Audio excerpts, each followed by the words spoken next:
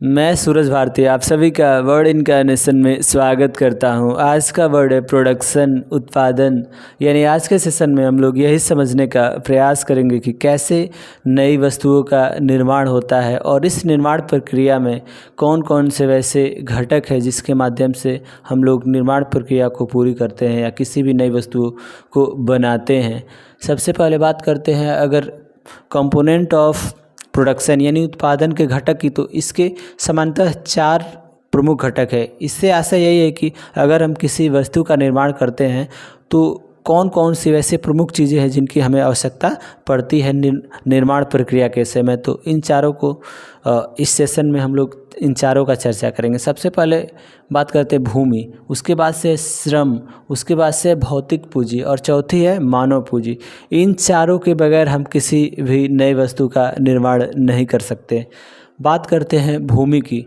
अगर भूमि की बात की जाए तो जब भी हम किसी नए वस्तु का निर्माण करते हैं या नई वस्तुओं का उत्पादन करते हैं तो उसमें हमें भूमि की आवश्यकता होती है। इसका पहला उदाहरण है कृषि कार्य। अगर हम यह चाहते हैं कि खाद्यान्न उत्पादन करें तो खाद्यान्न उत्पादन के लिए किसकी आवश्यकता होगी?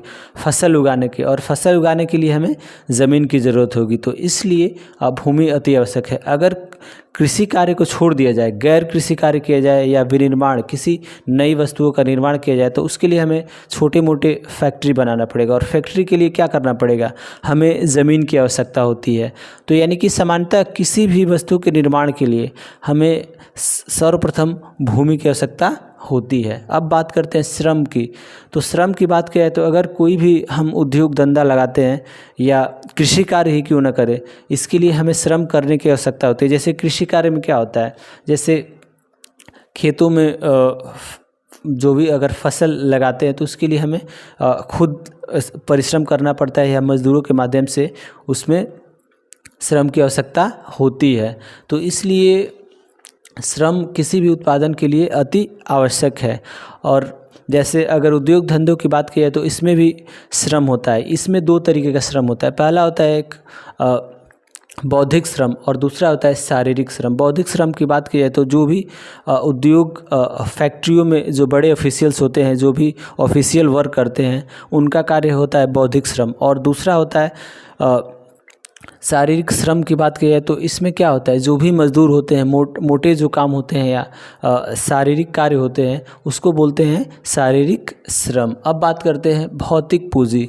भौतिक पूंजी की बात की जाए तो इसमें जैसे अगर हम कोई भी किसी भी वस्तु का निर्माण करते हैं, उत्पादन करते हैं, जैसे कि कृषि कार्य में अगर खाद्यान्न उत्पादन करना ही है तो हमें किन किन चीज़ों की आवश्यकता होती है? खाद की आवश्यकता होती है, पानी की आवश्यकता होती है, श्रम की आवश्यकता होती है और पैसे की आवश्यकता होती है। तो इन सभी चीज़ों को ही हम लोग क्या बोलते हैं? भौतिक पूंजी। इसके माध्यम से हम पूरे किसी भी वस्तु के निर्माण प्रक्रिया को पूरा करते हैं। अब बात करते हैं मानव पूंजी।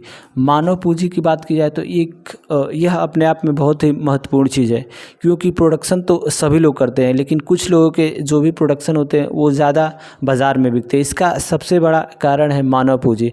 अगर कोई भी फैक्ट्री है, 2 फैक्ट्री है और उसमें एक फैक्ट्री में कुशल श्रमिक हैं और दूसरी फैक्ट्री में अकुशल श्रमिक है और या जिनके पास अनुभव ज़्यादा नहीं है, तो जिस फैक्ट्री में कुशल श्रमिक रहेंगे उसका जो भी प्रोडक्शन या उत्पादन या सामान बनेगा वह कहीं ना कहीं दूसरी कंपनी की अपेक्षा बेहतर होगा और उसमें क्वालिटी होगी।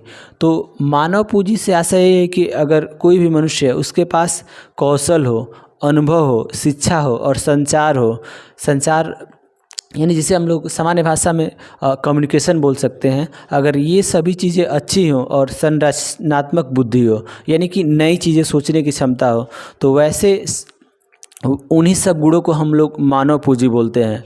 और जिस कंपनी या जिस औद्योगिक कंपनी के जो भी श्रमिक होते हैं अगर इन सभी गुणों से संपन्न होते हैं तो उस कंपनी का सामान्यतः जो भी उत्पादन होगा औरों से बेहतर होगा। इसलिए मानव पूंजी भी अपने आप में एक विशेष महत्व रखता है। धन्यवाद।